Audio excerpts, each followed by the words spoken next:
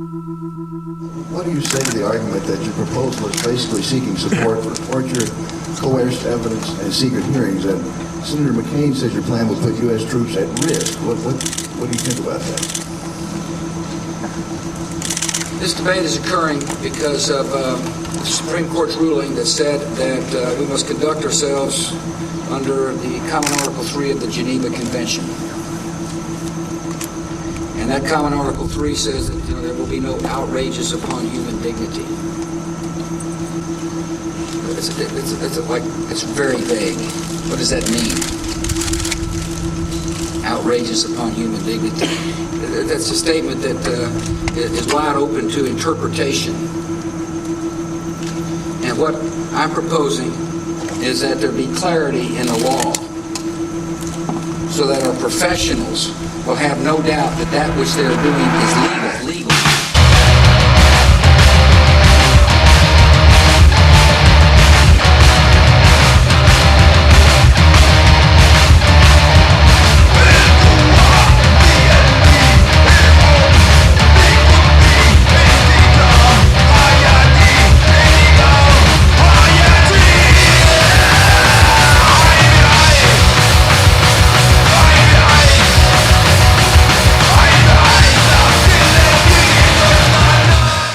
Hello, and welcome to Turbulence. My name is Seamus Malagafsili. Format's going to be a little bit different today. I will not be saying the corny intro that we all know and love. We're just going to be going straight into it. The people we're speaking to today, Jake Romm and Dylan, we have chosen because they are both lawyers. Dylan, can you explain why you felt it was relevant to tag along with Jake Romm on this? Well, Jake and I have been friends for a while, and one of the key things that we connected on is a critical orientation towards a body of law that we're going to be discussing in this episode, which is international humanitarian law. So I'm a lawyer by trade. I don't work on international law, but I did go to law school. But this intellectual interest predates that. When I was an undergrad, I studied the law of war, and I encountered this body of scholarship, which is revisionist just war theory. We'll get into this throughout the episode, but it basically takes a critical approach to the dominant view on international law from a political, a philosophical, and a legal perspective. And that international law is really codified in the work of US political theorist Michael Walzer, who I'm sure will come up in this discussion. But early on in my friendship with Jake, we really bonded over our views and our relationship to this intellectual history. And we ended up co-writing a piece after October 7th called Acts Harmful to the Enemy, where we get into some of this critical scholarship, apply it to some of the discourses that had been dominant after October 7th. And so we've been a thought partner on a number of issues, but on this issue in particular. Jake, can you explain your background? Why is it relevant to the subject of international law? Yeah, like Dylan, I also went to law school, but my interest in this also begins prior to going to law school, where I read Hannah Arendt's Eichmann in Jerusalem for a critical theory course in undergrad, which is kind of an ironic entry point given the stuff that we do now. I just kind of kicked off an interest in the ways in which problems of international politics are kind of interpolated as legal problems. And I went to law school, did a lot of stuff with international humanitarian law, particularly around the war on terror, ended up doing some work around Guantanamo post-law school. And yeah, now, as I'm sure we'll get into, I work with the Hind Rajab Foundation, which tries to use offensive litigation in international and national courts to bring Israeli perpetrators of war crimes and genocide to justice. If there's one term that was on the lips of everyone in 2024, the first year of the war against Gaza, it was international law. The International Court of Justice took up the case regarding the charge of genocide against Israel filed by South Africa, by a number of different nations. The International Criminal Court filed arrest warrants against Prime Minister Benjamin Netanyahu and Defense Minister Yoav Gallant, as well as Yahya Sinwar and Mohammed Deif. The ICJ case has not gone anywhere, and the ICC warrant has similarly not gone anywhere. Even as these cases have faltered, the question of justice, what does it mean in the international sense, still remains on people's lips. Before we get into all of this, though, I feel like it might be useful just to define two terms. Even on the face of them, they're quite basic. We speak a lot about the international liberal order and international law, but what do these terms actually mean in practice? And moreover, what countries is the international liberal order emanating from, and where does it extend to? I'll get a kind of basic definition out of the way, and then Dylan, I'll let you take the question of the liberal national order. So international law, just so people know, it operates a little differently than domestic law. Domestic law, we think of as being formed by, at least in the Anglo-American system, a interaction between statutes and case law. And both of those things create law as we know it, right? In the international system, we have treaties, which states assent to, and that forms kind of a textual basis of a lot of law. Then you also have something called customary international law, which is just the customs of states, right? What do states do? And customary international law is formed via state practice. So again, like what are states doing, but also opinio juris, which means how are they talking about what they're doing, right? So it's not just state does X and then that becomes the law if enough states also start doing that. It's a state does X and then says, we're doing this because it's legal. Or a state stops doing X because it says, actually, this is illegal. And over enough time, with enough agreement between states and legal scholars and judicial bodies, things like that, things can just concretize into what we call custom. And that becomes binding on everyone, regardless of whether they've agreed to it or not. There's one little peculiar exception to that, which we don't need to get to. But this gets at something that is a major difference between international law and domestic law, which is that international law is a voluntaristic system, which is to say that you in the United States are subject to US law, regardless of whether you agree to it or not, right? You can't just be like, I don't agree with the statute regarding murder, so it doesn't apply to me. But that is kind of how international law works, which is that if I don't sign on to an international treaty, I'm not bound by it, right? International law depends upon the consent of states. And so, getting this out of the way right at the beginning, I think, is going to help orient people to understand the way in which the international legal system is much more than the domestic legal system, also kind of an international political order, one in which states are constantly constructing and reconstructing and deconstructing in ways that respond to the contingencies of the moment. And I think a key distinction that Jake is drawing out, right, between domestic and international law really comes down to this question of enforcement and enforceability. And this is something we're used to talking about with international law. People will say, oh, international law is fake because it's not enforceable in the way domestic law is, which is kind of directionally correct, but I think misses a little bit of nuance. And I'm hopeful that we can orient people towards how to actually think about international law. But when we talk about enforcement, what do we mean, right? So if you say, I actually don't agree with the murder statute in the US and you kill someone, guess what? The cops are still coming and are still going to arrest you. And juridically, legally, there are no policemen enforcing international law. What it comes down to, right, is actual power and the international order, and the international political order, which is what Jake is mentioning, right? And so we do have enforcement. It comes by virtue of US unipolar power and imperialism. We'll get into that when we talk about the liberal international order and how power is actually structured. So if we take international law to be based on consent, based on state practice, based on how states are talking about what they're doing and why they're doing it, what we start to see is that really international law principally operates as a discourse, right? So it's how states are talking about their power, the use of force, how they justify it. And that becomes critically important when we're talking about the law of war, because war obviously is a state of play in which people are not waiting on legal orders to come down. These are martial actors engaging in a martial conflict. They are responding to kinetic events. And they still, nevertheless, though, feel compelled to justify those by reference to law. And ultimately, that's what international law has developed to be, is a way of justifying state action. So you asked about the liberal international order, and that's a really key question here, because much of what we are talking about when we talk about the law of war today is in reference to the post-World War II state of affairs. That's really when a lot of the key treaties that define international law and venues for arbitrating some of these questions came into being.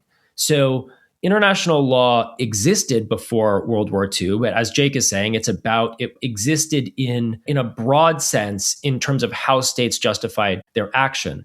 After World War II, the quote-unquote international community got together and said, okay, we need to develop a system that prevents this kind of global conflicts. Of course, this didn't just start after World War II. This was the vision of liberal internationalism that really kicked off after World War I. And Woodrow Wilson's idea of the League of Nations, which we've covered in a previous episode, but it failed to materialize. The US didn't join the League of Nations. It clearly failed in that the world exploded into World War II. But after World War II, you had an ascended United States. This is really like the true hard start of the American century, is the US dominance on the global stage coming out of World War II, leads the way in setting up a number of institutions that are supposed to regulate interstate conflict. And so one of them, as you mentioned, is the ICJ. That's an organ of the United Nations, which is, supposed to be a kind of global congress, but doesn't quite have that level of power.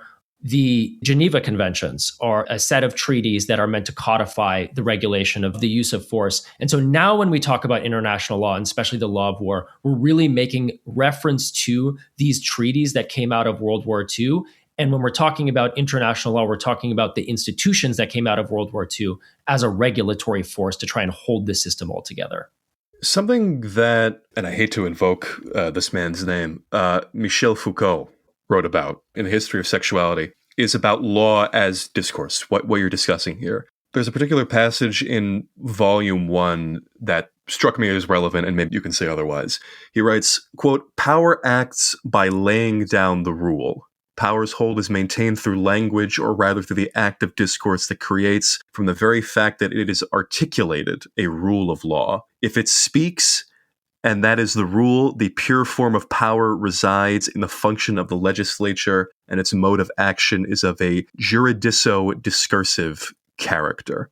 How is it that, what you're talking about, Dylan, when a law is written in, for example, the United States, it has to be enforced. Why is it a coercive discourse then, but discourse of law in the international context, why can it only be persuasive? Why is it that these conventions and treaties cannot really extend into enforcement? Because no one has a monopoly on violence. That's really what it comes down to, is that, within the national legal system, it's constituted through the monopoly of violence, right? There's one actor, and that is the state, that has the monopoly on violence and is therefore able to enforce its own laws upon its subject population. The international legal system, on the other hand, is premised, at least in theory, on the parity between states, this formal equality between all states within the system. And, this is obviously, it's obviously not the case. And even structurally, given the status of this Security Council, is structurally not the case. But the idea is that each state has its own independent sphere where it enjoys its own monopoly on violence. But then in the international sphere, there's a formal equality between them such that one state can't impose its own vision of international law on the others with coercive power. But again, that's in theory. In practice, and what we were alluding to before, is that really we've been living through American dominated century, right? Where the United States has been able to, or has been attempting to, I should say, position itself as having a global monopoly of violence, such that it can enforce its vision on the rest of the world. That being said, when we get into law as a discourse, what the international legal system did, and I think this function is waning, and it's possibly in its death throes, right? But what the global international order was also about shoring up U.S. hegemony, which is different than U.S. dominance, right? The U.S. was dominant because of its military force, but it was hegemonic because it was able to kind of offer something to most of the world, be able to solve a problem that it didn't have a role in creating, right? Which is that it wanted to open the way for capital accumulation around the world. And its main antagonist in this after the World War II was the Soviet Union, right? And also decolonial movements worldwide. And insofar as the United States didn't create that problem and offer to the rest of the world a way of kind of protecting them from the menace of socialism and the menace of national liberation, it was able to kind of secure their consent to accumulate this kind of unlimited power within the world system. And as a result of this, right, the international legal system, the international liberal international order, these things added a layer of power to U.S. hegemony that mere force alone could not provide it. Right. And so when the law is operating as a discourse and the United States is justifying itself in terms of we are doing this to uphold the law, blah, blah, blah, or we're complying with the law at all times, it is also simultaneously shoring up its hegemony by saying, if you rock with us on this legal stuff, things are going to go your way. And we're doing these things because we're looking out for you. This isn't about us. This is about everybody. And as long as you could keep up that facade, and to a certain extent, also that was true because the rest of the Western world was also involved in this project of trying to smooth the world for capital accumulation, right? As long as you could keep that up, then there was, the law as a discourse was operating also kind of as this regulatory force and not purely in this discursive sense. But the second that goes away, then you kind of get back to what is the core of it anyway, which is brute force. And why is the core of it brute force? Because the image of international law that the United States projected around the world in the wake of World War II was developed on the frontier at home. And this is the part of the story of international law that I think gets dropped out, right? So the kind of traditional story of international law is that this is all downstream of the Westphalian order. So, 1648, the Treaty of Westphalia is like traditionally thought of as the conception of the modern interstate system where different nations are respecting each other's sovereignty in Europe and figuring out ways, norms for going into combat with each other, for fighting with each other. The traditional story is this eventually concretizes and develops into international law. But in reality, per the story that we're telling here of the United States coming into global dominance after World War II and projecting its understanding, its conception of international law outward on the world, well, that means that it's an American version of international law. And that version of international law was actually developed in the crucible of the national order, right? Which is the United States monopoly on violence at home, which is on the frontier. So really the first wars, the American vision of how one fights wars were developed first through westward expansion, through the Indian Wars. And that is not an interstate order in the American conception. They don't view the Indian nation as a sovereign in the way that European states viewed each other. They viewed the Indian nations as a people to be conquered, right? As land that needed to be expropriated and as labor that needed to be expropriated too. And all of this was very early on thought of in terms of the law of war. So one thing that actually Greg Grandin writes about in his book, America, America, which came out this year, is that you had early settlers in 17th century New England who they need to extract labor. This is like before the transatlantic slave trade. They needed slavery, essentially. And the way that they legalized slavery, they outlawed slavery, but the way that they legalized it is by saying that, okay, well, you can take slaves if it's part of a just war, right? So if you are attacked, then you can go in and kidnap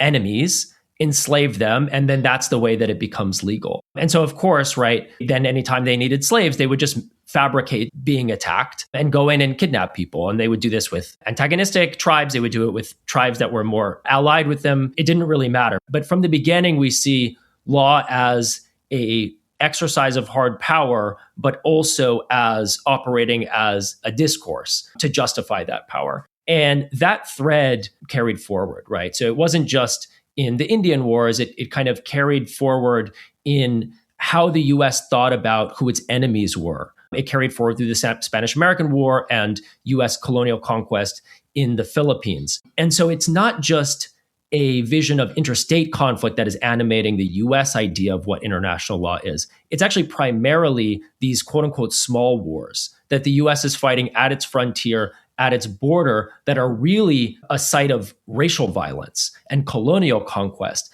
That's core to the American understanding of the law of war. And that's the vision that it has projected around the world. And that is what is actually enforcing in and through the liberal international order, even as it pretends to be holding down this system of comedy, of nominal equality that Jake is talking about. I want to talk about the Indian Wars in a moment, but I just want to go back to very, very briefly what we were talking about with American hegemony. Something that I guess has not confused me. I know the reasonings that have been offered for why America did not join the ICC. But in terms of America attempting to impose hegemony over laws that other nations enforce, why did America not choose to take a larger role within the International Criminal Court to try and stop it from prosecuting American citizens or Israelis? Why has it chosen to unilaterally disengage from international organizations that attempt to view international law differently? I mean, I think the main reason is that the entire point of the International Criminal Court is that there's a body of law over citizens of another country that has punitive effect, right? And it's a body of law that doesn't, like, you have to consent to the treaty, you have to sign on to the Rome Statute, right, for it to be operative, or you can get jurisdiction because the crime took place on the territory of someone, right? I mean, that's the case with Israel, right? Like, the Israelis are like, oh, we never signed on to the Rome Statute, so they don't have jurisdiction over us. But, you know, the other way the Rome Statute gets jurisdiction is because Palestine has acceded to it. And the crimes are taking place on the territory of Palestine, and therefore the court has jurisdiction. Or the Security Council can refer. I mean, there's various ways that the court can get jurisdiction in addition to just a straight accession to the treaty. But the only way the International Criminal Court makes sense is if you acknowledge that there is this kind of body of international norms that can be enforced against your citizens for doing things that you have asked them to do. So if America establishes that there are norms, that's the problem inherently. It's that it establishes that there are norms that are out of the U.S.'s control and that could rebound to put U.S. presidents or generals or service members in jail for doing the things that the U.S. has just been doing. The thing about the International Criminal Court is it's a young body. Relative to the UN, right? The International Criminal Court is a product of the 90s. And so already it's post-Cold War, the U.S. is kind of riding high, but also the seeds of U.S. hegemony are already starting to wane. Because if we understand U.S. hegemony as being a product of its ability to provide to the other capitalist states around the world this way to open up capital accumulation and resist national liberation movements and also resist the socialist menace, then once that menace is gone, then the liberal international order starts to become a way for other states to just assert themselves on the world stage. And also as more and more states are economically viable and like coming online in a way they previously weren't, they have the means to do so. And so insofar as the international liberal order was a way for the U.S. to shore up hegemony, as I was saying earlier, it worked fine. But insofar as it actually realizes its emancipatory potential, which is the actual comity of states, then the U.S. doesn't want anything to do with it. And the International Criminal Court is, again, something that in theory is not just premised on the comity of states, but actually is itself a supranational body. Right? It actually is, in a sense, above the state system because it goes into states and says, you violated an international norm, and now we are going to put you in prison, right? We're going to bring you to a trial of an international court that is not a national court, right? It's an international court. And that is precisely what the United States cannot allow, is this idea that there's a supranational norm, that the international system takes on its own kind of legal personality that can override national questions or national sovereignty, right? And the U.S. was willing to kind of, again, allow that in theory with the liberal national order insofar as it was the nationally dominant actor within that order. But I mean, I think the other thing that the U.S. really doesn't like about the International Criminal Court is really just that for the first time, there is a permanent criminal body that can adjudicate questions of war crimes, right? That didn't exist before. We think of something like the Nuremberg trials. That's set up by the states after World War II for that specific conflict. The ICTY, the International Criminal Tribunal for the former Yugoslavia, that's set up by the Security Council after that conflict and for that conflict. And that is how international tribunals basically operated up until the International Criminal Court. They were special creations to deal with conflicts, which had certain advantages in the sense that because they were specially constituted for specific situations, they were able to devote all of their resources to that situation. That enables them to get more and more and more actors responsible for whatever atrocity. The International Criminal Court is a permanently constituted international court capable of dealing with all international crimes. And that elevates international criminal law and these previously less enforceable treaties like the Geneva Conventions, the Convention Against Torture, et cetera, which have their own international bodies attached to them, but they don't have criminal power, right? They're not criminal courts attached to them. Anyway, so it gives all of these treaties that form the core of international criminal law and the law of war as well, a permanent court, a permanent adjudicative body that can look at conflicts around the world, both internal and external. It's not just governing wars, but also things that one might do to their own citizens. And in theory, it can hold trials, give teeth to all of these treaties. And the US had been, throughout the 20th century, and certainly after the creation of the international legal order as we know it, perpetrating just outrageous atrocities across the world, right? I mean, it was 2 years after the Geneva Conventions were signed that the Korean War started, and the United States destroyed basically every extant building in North Korea. Undoubtedly a war crime, right? The Vietnam War was just criminal from beginning to end, was just a campaign of mass murder and mass destruction. Things that are just like obviously not allowed under the international order. But of course, because the United States is on the Security Council, what body is going to make a court to deal with crimes perpetrated in the Vietnam War? Right? No one's going to do that because they can't, because no one has the authority except the Security Council. Except now there is a court that is permanently constituted that can always do that. And so the other reason the US really doesn't like it is not just a theoretical one, but it's also self-protective. It wants to continue to do war crimes. The United States wants to continue to do all of these horrific atrocities, which it has continued to do, and it wants to be able to do them with impunity. But the International Court offers, again, also like a discursive means for other states to condemn these things. It's not just, oh, you violated the Geneva Convention, but like, you are now violating the Geneva Convention and you're a criminal and we have a court to deal with it and you belong there. And that is a powerful discursive mechanism that was lacking before. I don't know if this is a question that can necessarily be answered within the confines of this discussion, but you're talking a lot about the intent of America to pave the way for capital accumulation and so on and so forth. Can international law and the international liberal order actually be separated from each other? I mean, these people's tribunals, these specific courts for war criminals in Japan and Germany and Yugoslavia, all of these things have their roots either in Washington, New York, or in the Netherlands. They get their power from the fact that they are connected to wealthy, powerful nations. There are these people's tribunals that occur sometimes in Malaysia or where you recently were in Istanbul, but they don't have actual power or relevance in the same way that these liberal order countries seem to have. Yeah, I mean, you called the ICTY People's Tribunal. It's not a People's Tribunal. The People's Tribunal is something like the Russell Tribunal or the Gaza Tribunal, I think I was just at in Istanbul, right? Those are set up outside the state system entirely, right? They're set up by, quote unquote, the people. Whereas the ICTY, ICTR, et cetera, those were set up by the Security Council. Yes, that's what I mean. They come out of places like, again, New York, and they have relevance to government institutions in some form or another. Yeah, I mean, you should think of them actually just as an extension of the United Nations, right?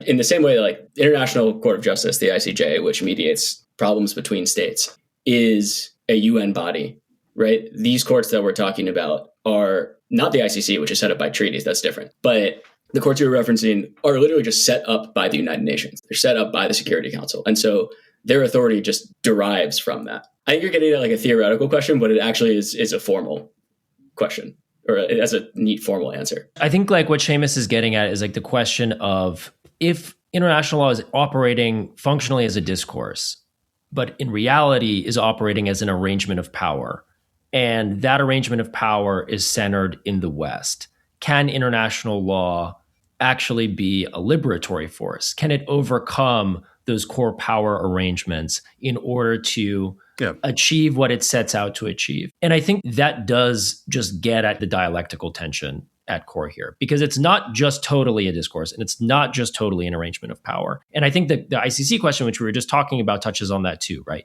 Why is the ICC so threatening to the United States?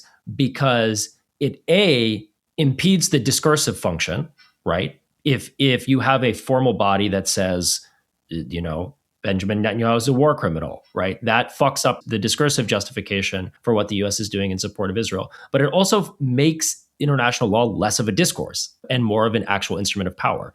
And it's not total, right? There is no international police force that can go and extract people from different countries, but that is an exercise of hard power. If Netanyahu can't go certain places without risk of being arrested, if US officials or generals or whomever are convicted of war crimes and they can't leave the country or they can't go to any number of countries, that is a hard limitation. That is an exercise of real power. And so that's why you see the United States taking this so seriously and sanctioning the ICC and really trying to leverage whatever power they can to say, not only must international law stay a discourse, but it must stay a discourse on our terms. And the reason for that is because, as we've been saying, it's not just that the US wants to be able to get away with what it gets away with. It's because warfare, in a fundamental American sense, is genocidal.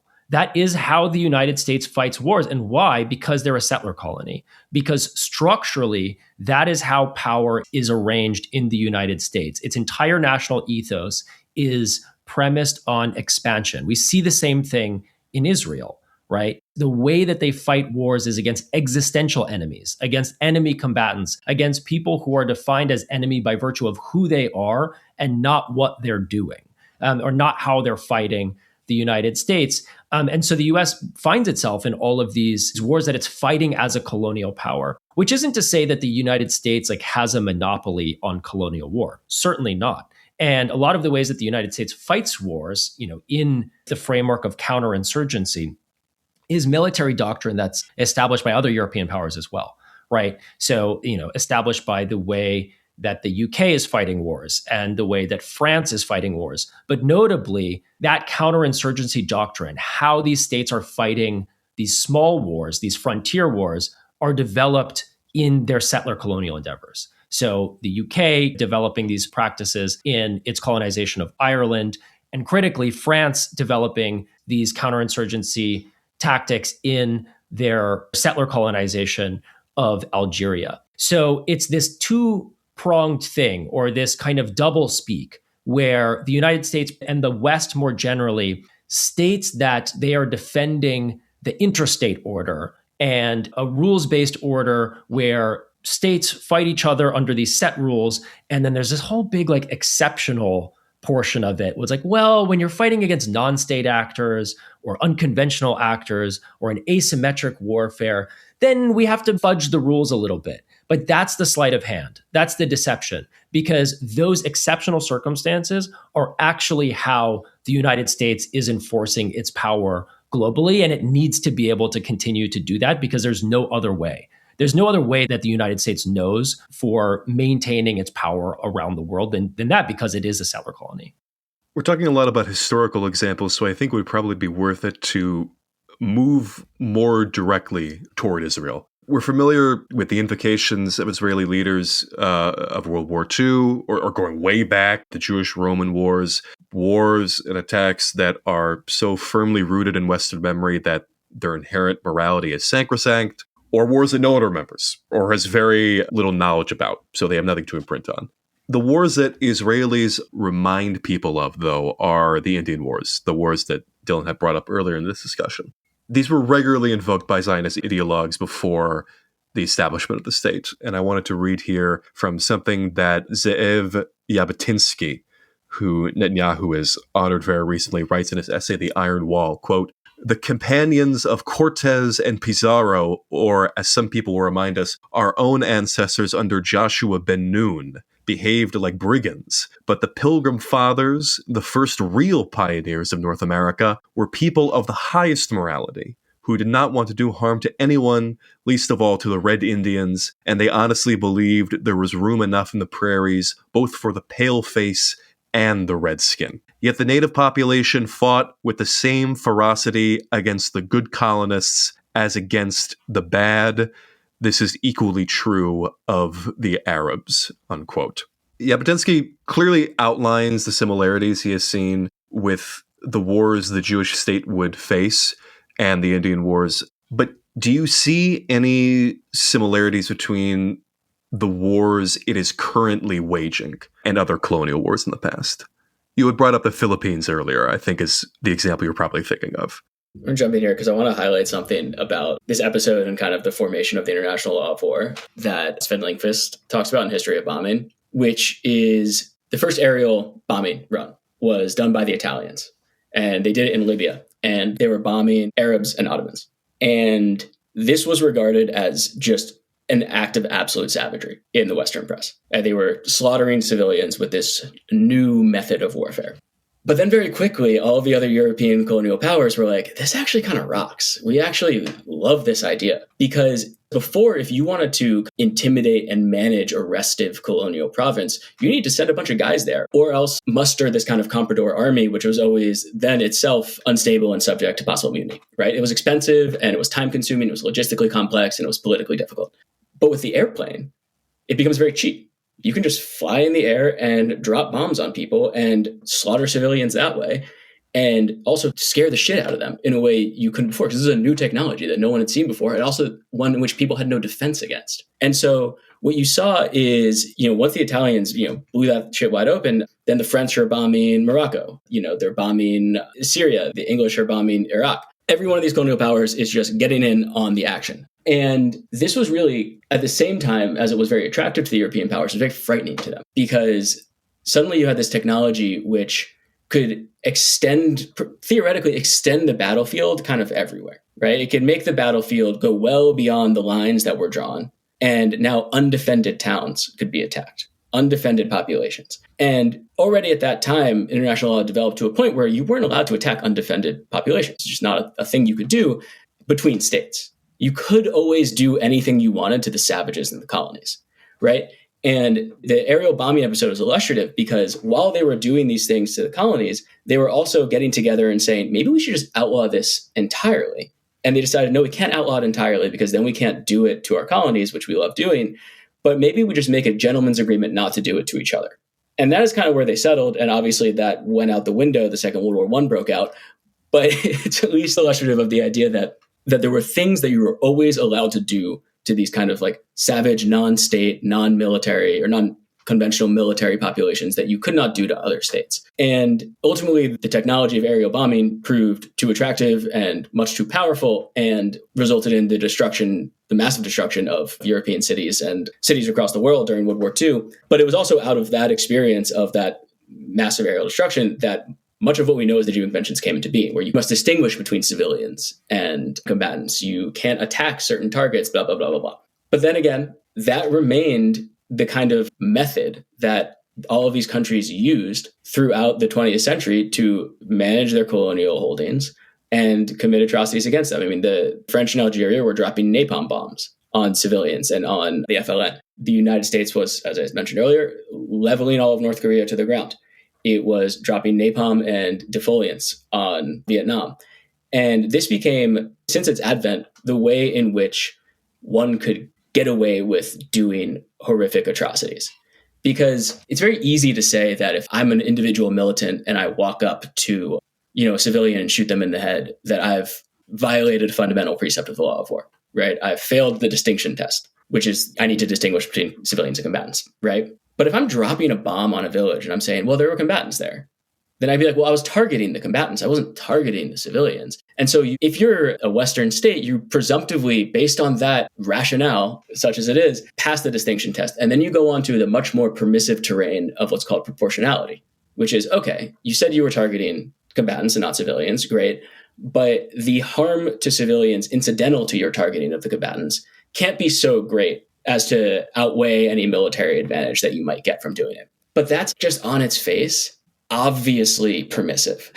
It just obviously lets you kill civilians. I mean, it's baked into the law that you're just allowed to kill civilians up to a certain number, right? But who's adjudicating that, right? It's the powers that are doing the bombing themselves. Who's adjudicating what is military necessity? Who's adjudicating military advantage? It's the powers doing the bombing. And in a situation in which they're bombing these populations, which they already view as like racially inferior, they're going to tolerate an extraordinarily high civilian casualty rate, partially because that's also what they want. They also want to kill these civilians. And they're able to mask it simply by saying, well, we didn't really mean to do that. We meant to kill the civilians. Or it was actually difficult to tell who was a civilian and who was a combatant because of the way that these guerrilla groups need to fight us.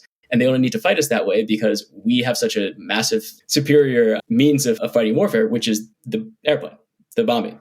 What Jake is talking about in terms of the colonial history of this strategy of bombing should be eminently familiar to anyone who's followed the Gaza war, right? Israel has effectively carpet bombed the entire Gaza Strip using this language of, well, we were only targeting the combatants and, it's proportional, what have you, clearly violating these principles, but using this kind of colonial logic that has an old history in the history of bombing. But the other half of it, the other half of counterinsurgency as a warfighting strategy has to do with the management and control of populations and territories. And that too has an old colonial history. So when the US was fighting the Indian Wars, and then later when they're fighting in the Philippines, they realized that their enemy is a political entity. not a standing army that they're fighting against, but a people fighting for their own national liberation, which means that popular support is the thing that they have to target and they have to end. It's not just the guerrillas as militants,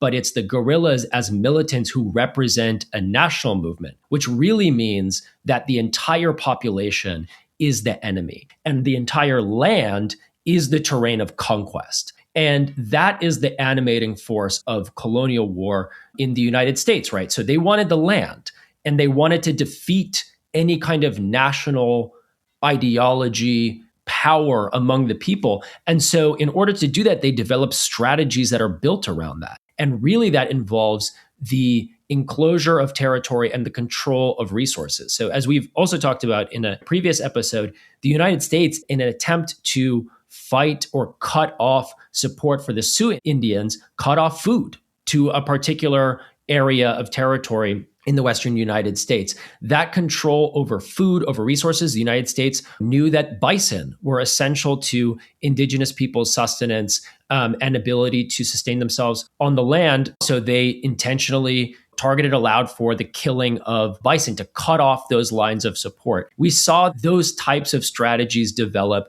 through colonial wars in the Philippines, into the management of populations directly, into proto-concentration camps, attempts to cut off support for the guerrillas among the masses, and use strategies of collective punishment to do so. That's the same type of fighting and warfare and counterinsurgency that we saw through Vietnam, definitely through the War on Terror, and we're seeing Israel do in Gaza by cutting off food, medicine, water, electricity to the Strip in an attempt to cut off that national base of support. So those two pieces work hand in hand. The indiscriminate bombing as a colonial tactic, and also the population management, the collective punishment is the other half of that as well.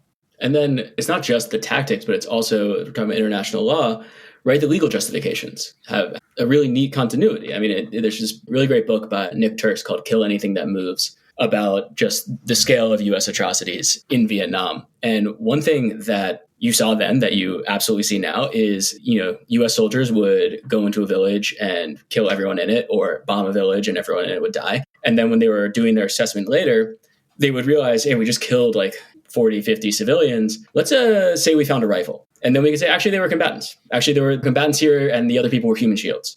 And we didn't mean to kill them. We were targeting the combatants. And the combatants actually put them in danger. And that was a thing that you saw all the time in Vietnam as a way of justifying these atrocities by saying there were actually combatants there, or by saying that all of these civilians were told that this was going to be a free fire zone or that this was going to be a combat area, and they didn't leave. And the reason they didn't leave is because they were Viet Cong. And the only reason they would be there in the first place is because they were supporting the enemy, which is precisely what you see in Gaza. I mean, the Israelis have made it extraordinarily explicit where they're saying, we have demarcated free fire zones, and if you enter into this zone, you are presumed to be a combatant and we will kill you.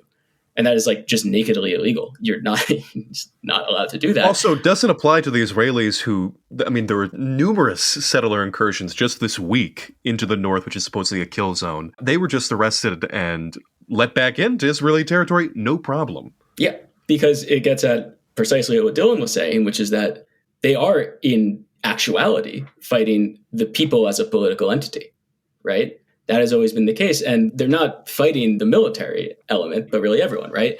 And so when you're able to cast everyone as a combatant because of their mere support for the military entity, right, that makes it much easier. And if you're able to use the language of the law to make that seem the case, then you're able to provide some legitimacy to your wholesale slaughter of an undefended or unarmed population. So in a sense, right, like what the international legal order, the post-World War II order did was not so much rein in the conduct of states as change the way that they needed to justify themselves. It changed the grounds of legitimacy. Basically, the paperwork changed. Whereas before, you could kind of just blow up these villages and be like, we did that because they were savages and we wanted to do it and they were being, annoying to us. Now you have to be like, oh no, we did it, but we were really just targeting combatants and all loss of life is tragic, et cetera, et cetera. But of course, this doesn't mean that the laws are bad in their entirety. And it doesn't mean that the international legal order is bad in its entirety. We don't need to throw the baby out with the bathwater. It's a dialectical problem. But it does mean that there is an extraordinary tension between its aspirations, what is written, and how states have actually used that. And it's even more nefarious in practice, too, because not only states will say, all loss of life is tragic, but certain states will even admit to their secondary aims with their military actions that are just nakedly, I totally reject the terrorism framework. But if you look at what the United States did in Iraq with like the shock and awe bombings, they basically say, we can reasonably foresee that this is going to result in a decent amount of civilian casualties. And if that makes them stop supporting the insurgency because they're so scared, we're not against that. But it's just not our intent. Our intent actually are these really specific targets.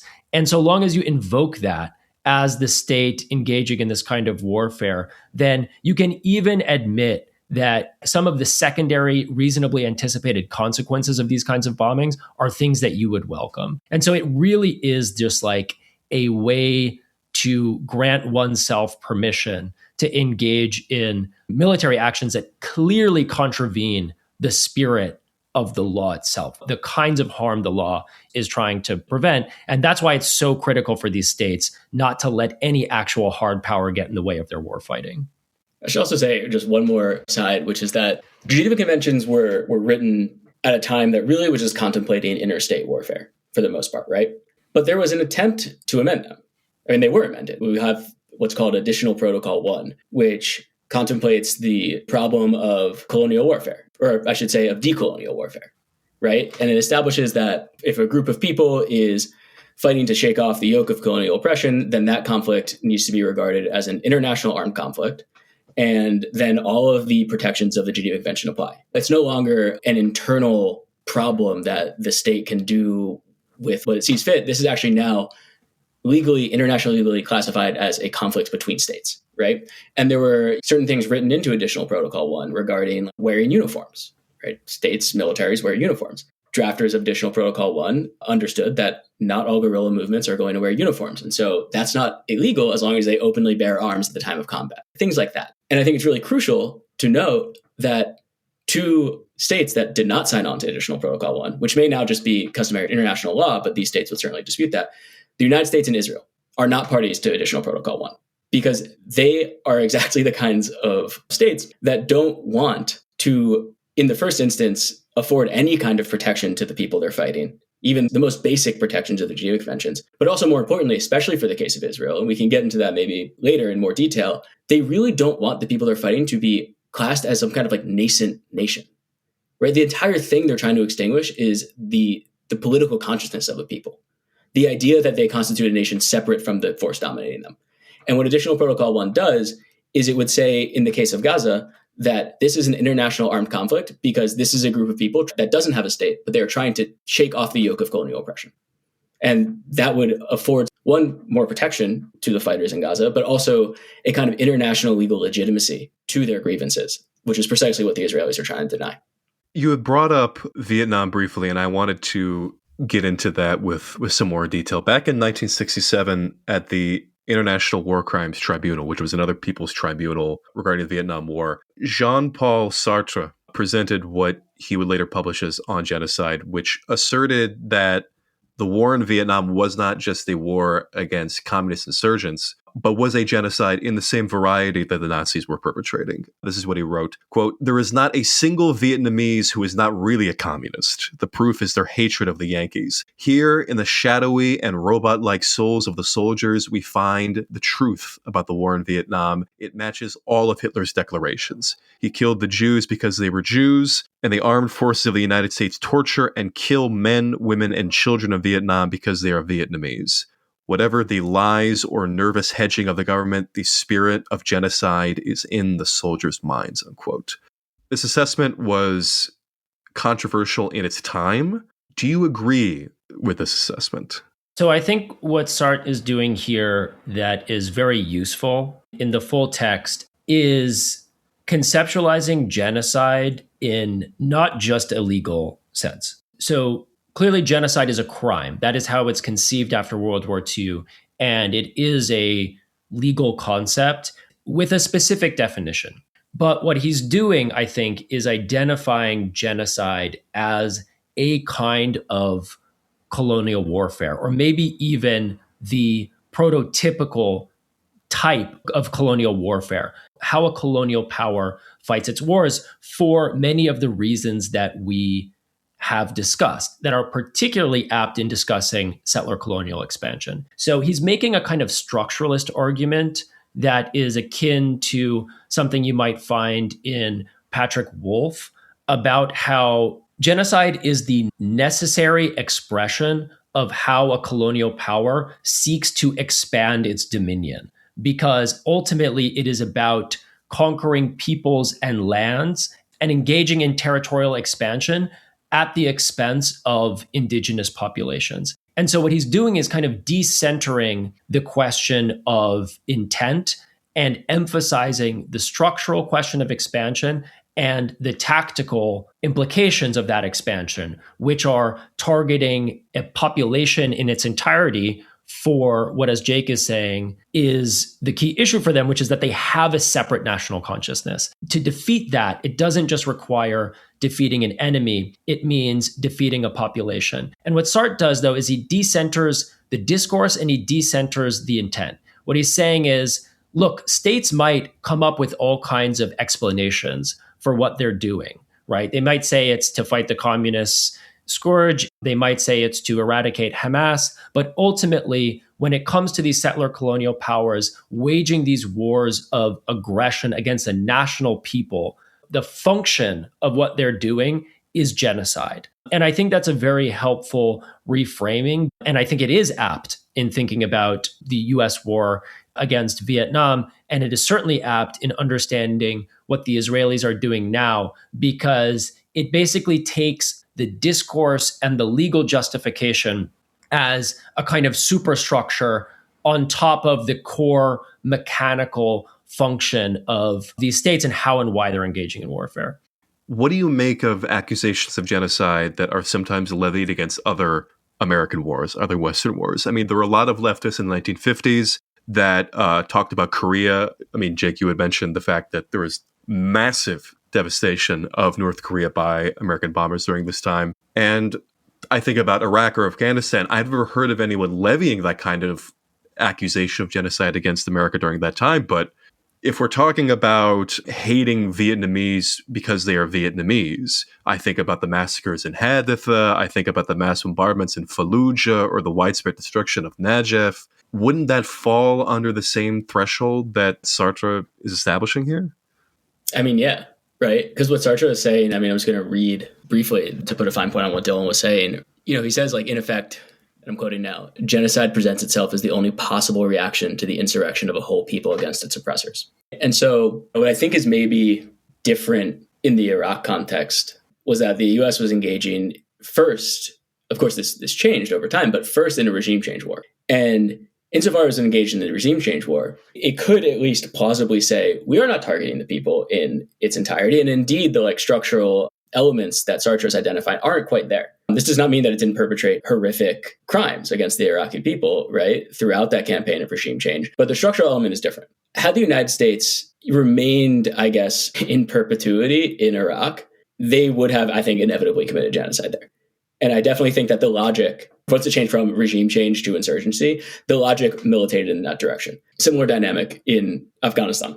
I think that, again, there's multiple conceptions of genocide that are at play. Yeah. There is the legal conception of it that takes a look at a limited conflict and asks the question, did the conduct of this military power breach this certain threshold? Then there is the more structuralist approach to understanding genocide as a kind of aggression that a certain type of state engages in. And I think that's more in the direction that Sartre is going in. And that's why I made the comparison to Patrick Wolfe, who famously is saying that settler colonialism is a structure and it's not an event. It's not just a thing that happens. It's a way of organizing power. And so in that sense, the genocide, that logic of elimination, is kind of always at play, even when there is not a active hot conflict, right? That slow territorial expansion, those almost quasi-quotidian acts of violence that we've seen, that we see in the United States, but also that we see in Palestine, right? Palestine is marked by these big explosions of violence, but also there is the kind of regular ethnic cleansing, the regular acts of colonial violence that populate the headlines and kind of lead into these big explosions. So, people in the Palestine movement have leveraged the charge of genocide against Israel long before October 7th. And the accusation is that this is a genocide in slow motion that then was accelerated on October 7th. And that isn't quite a claim made in a legal register, right? It is more a claim made in a political register that might look at the entire westward expansion of the United States as one big genocidal structure, not just an event that happened at a particular time. So I think that there's kind of utility to zooming in and zooming out at different times, right? Like we can take a look at Israel's conduct since October 7th and say, this is a settler colonial state employing the logic of elimination, fighting genocidal wars on multiple fronts, and committed to territorial expansion. That is a true, correct, and a useful mode of analysis. It's not the only one though, right? We can zoom in and say, Netanyahu, the political actor, is constrained in X, Y, and Z. He's attempting to achieve X, Y, and Z objective with his particular intervention into Lebanon, into Syria, what have you. And so I think that our job as people engaging in this kind of analysis is to be able to know when and how to deploy these different concepts and like work at these different levels of abstraction. And the problem with legal discourses is they end up muddling them. It's kind of not clear sometimes when people are making a legal claim, when every legal claim has this moral valence to it. Like you can talk about murder, right? And what is murder? Murder just means an unlawful killing. It is just a legal category of action. But of course, when we say murder, it has these moral undertones to it. Like calling someone a murderer is not just saying that someone violated the law. It's bad in this very particular way. Where we're differentiating it between like an assassination, which has a character of legality to it. Yeah, the kind of the opposite. I mean, in the implication when Israel uses it is that it's legal. Yeah. I don't know, Jake, did you have something you want to jump in? Or? Yeah, but I lost my thread. So if you were gonna, I didn't mean to attack. No, it's just that I want to be very clear that the Israeli assassination program is illegal. Yeah. Yes. Right? Yeah. Oh, 100%. But they don't use murder when they issue their press releases. Right. No, I mean we definitely use murder because we mean it in this moral and legal register, and then assassination is what we would just consider a political murder, right? Yeah. Assassination, neutralization might be even a more mollified version of that. Yeah. I remembered my thread, which is that I think that drawing this distinction is really important because especially on the left, sometimes we don't have a way to parse the moral and the legal. Like I think people analytically know that these are separate things, but especially when it comes to international law, there isn't a language. We don't really have a language for speaking about morality and ethics when it comes to political violence. And what I mean by that is we have international law as it's been established, right? And as we've been talking about in this conversation, that's really limited, as we've been saying, right? It is not a good stand-in for a mode of ethically understanding political violence, yet we use it anyways, right? We use war criminal on the left as a pejorative. That is kind of like the meanest thing we can think of when we say, Obama, fuck you, that's a war criminal, right? But like in a way, that's not that. I mean, it is a kind of charged phrase, but it is still just kind of legalizing what we feel on like an affective level ought to be a moral condemnation. And I think that the alternative that we have is a kind of revolutionary ethic of by any means necessary, right? That is the kind of way that we narrativize what political violence ought to look like. And I think that has purchase in the ways that it undermines the law, in the way that it undermines the kind of colonial order, but it's also very limited because it doesn't really give us a framework for understanding what kinds of political violence are acceptable and aren't. Because I hate to say it, but I don't think that people actually mean by any means necessary. Right.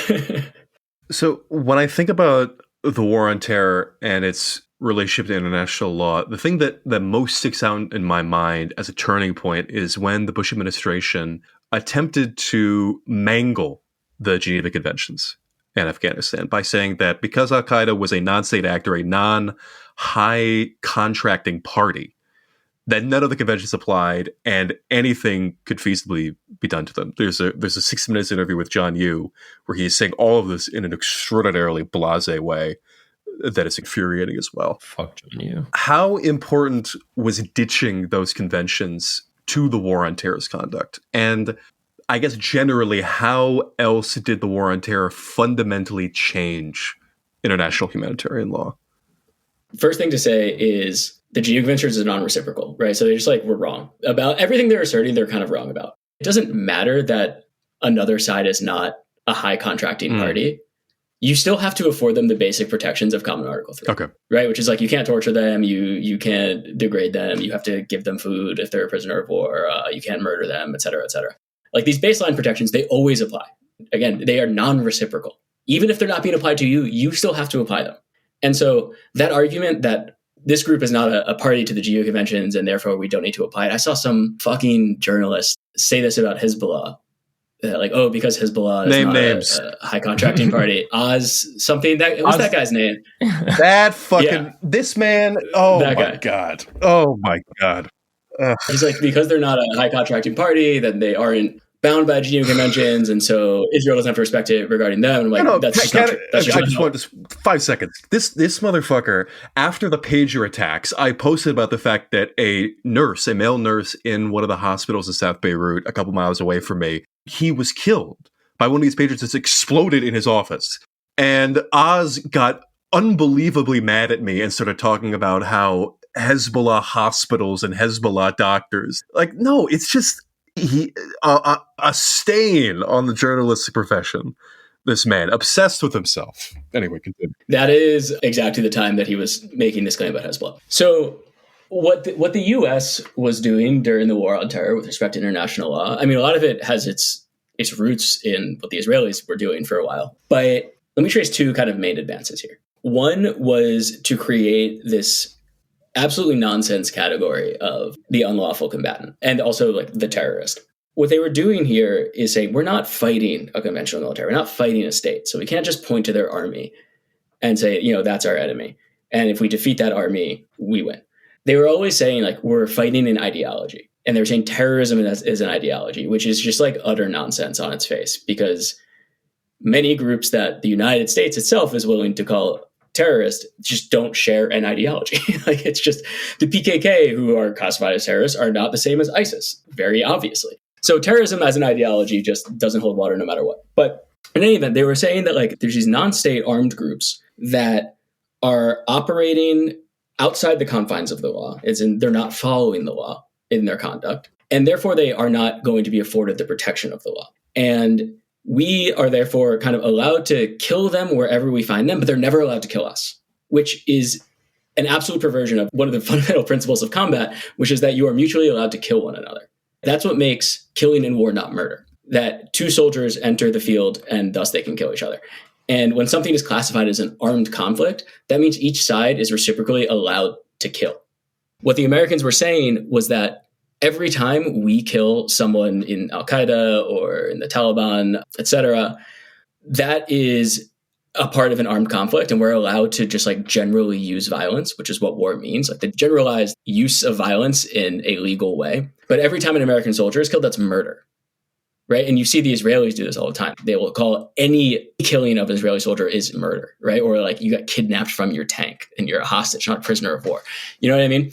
And so it's creating a legal regime in which one side has no legal obligations, but all of the legal rights.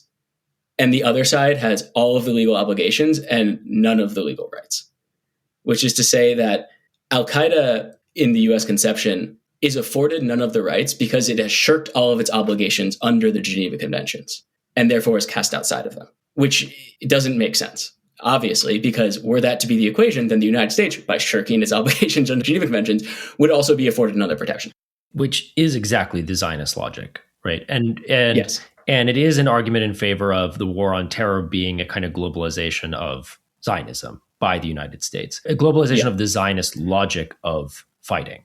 Because what the Zionists say is not so much that the Palestinians have shirked their obligations. It's that they don't exist, right? There is no national group that can claim rights. There are only the Arab masses that pose an existential threat to Israel. They refuse to recognize Israel, and that is the ideological crime of crimes, which then it gets transposed in the US version in the war on terror as they hate our way of life. But it's fundamentally the same thing of any act of violence against us is both indefensible and a justification for all kinds of brutality that we see fit to wage on them. Yeah, absolutely. And this is also a globalization of like the frontier logic, right?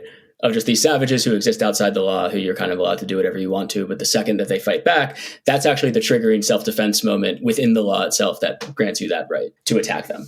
And so another thing that happened is, of course, there's the torture memos where they just put a new gloss on the legal justification for torture. I should also say, like, it's non-derogable, right? They were always like, well, what if we need to do it because there's a ticking time bomb scenario? You're not allowed to do that under the convention. It's a non-derogable duty. You are never allowed to torture anyone. And this is, again, something that the Israelis were doing and are doing. You also saw the U.S. globalize that kind of regime of torture by making other states complicit in it, which is another way in which they were able to erode the law. I mean, a lot of the black sites were situated around the world, Thailand, I believe there was one in Lithuania, Poland, right? And it wasn't just U.S. personnel torturing, it was also local personnel who the U.S. was overseeing.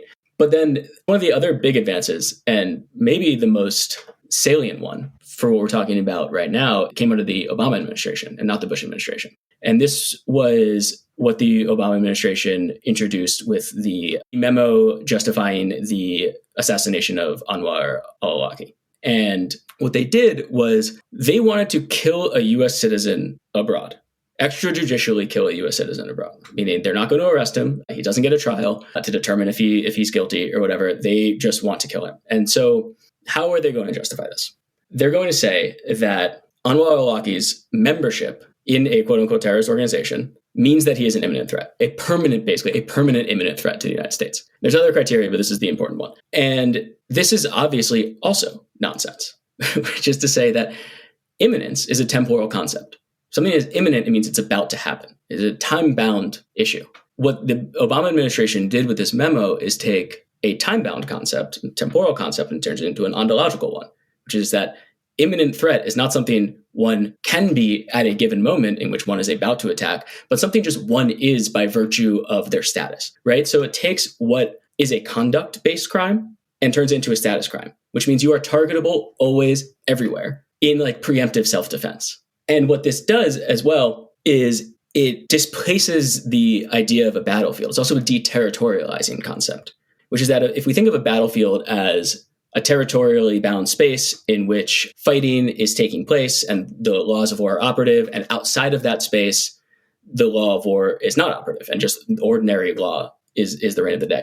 And so what that means is that within the battlefield space, you are allowed to kill. You're just generally allowed to kill. What this imminence thing did is it basically attached the battlefield to persons instead of places, which is that your membership in a terrorist organization, in quotes, makes you killable at all times. And so wherever you go, you are killable.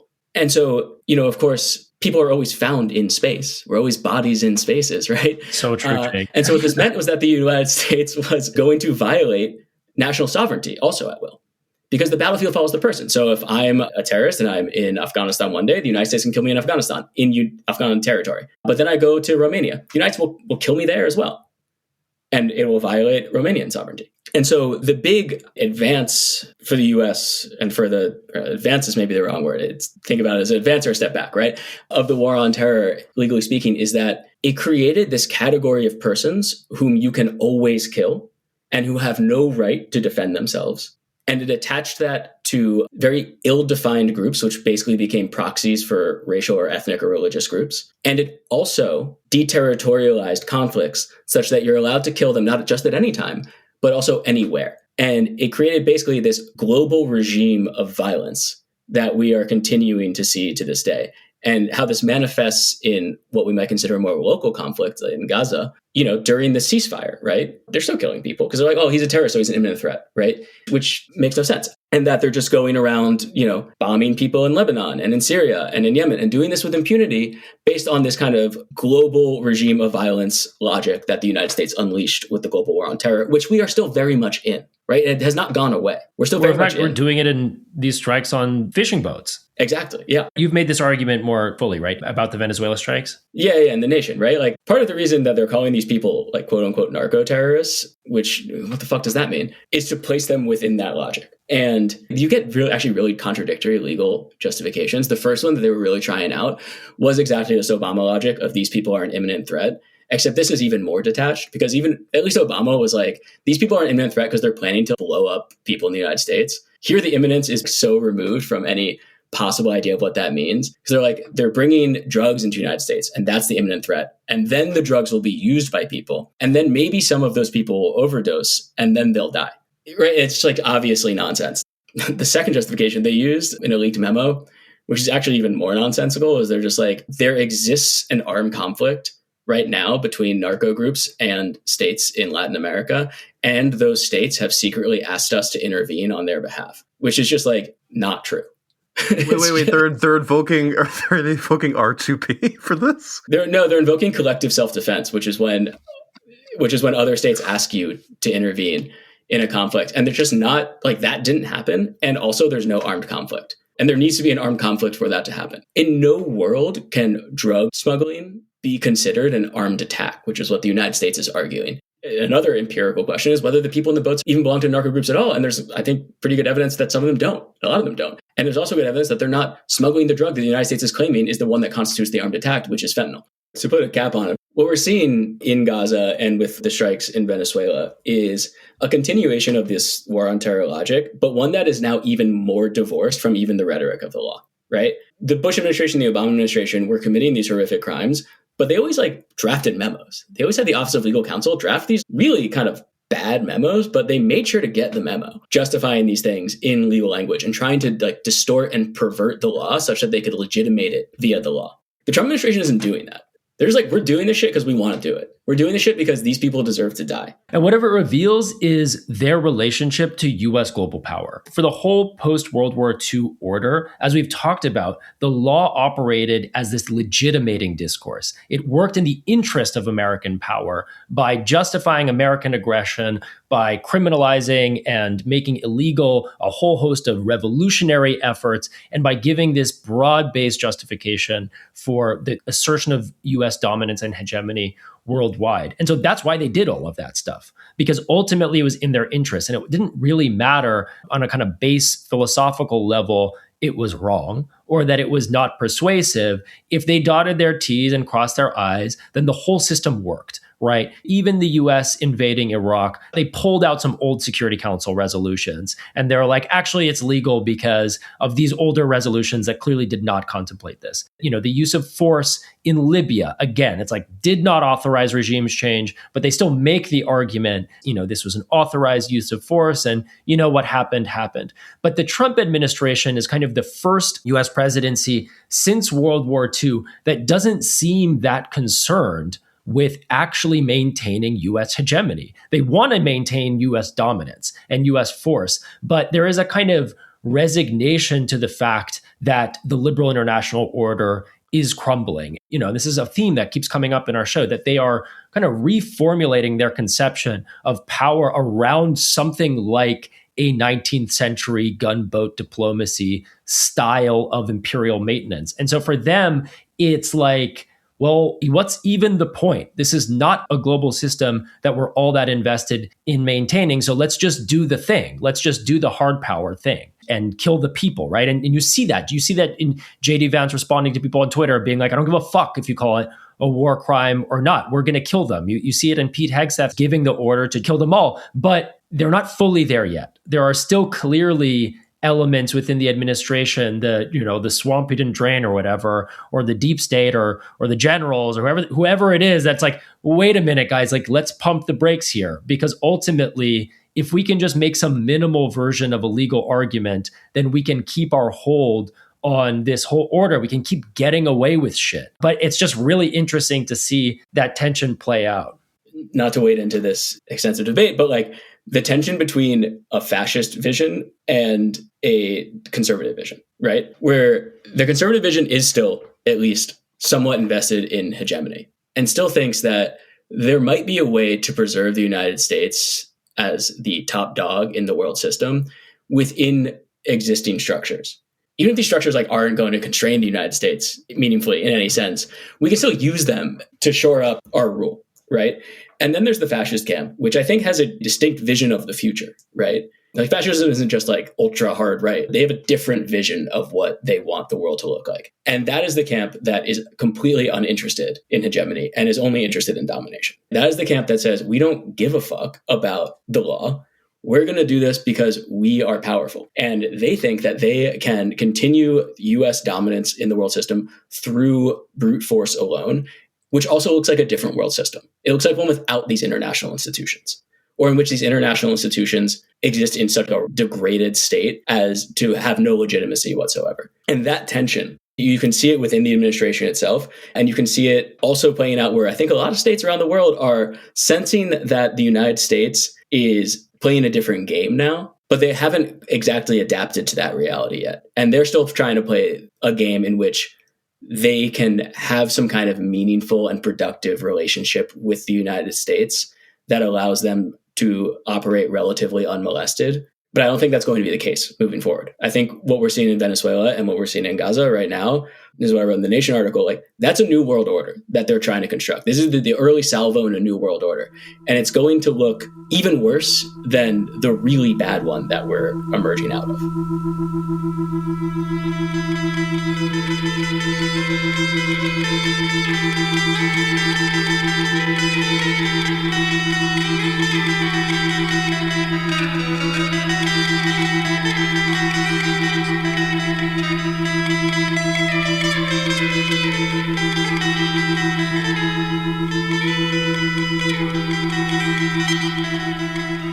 This has been part one of our two-part conversation with Jake Romm on the law of war and American empire through the rise and fall of the liberal international order.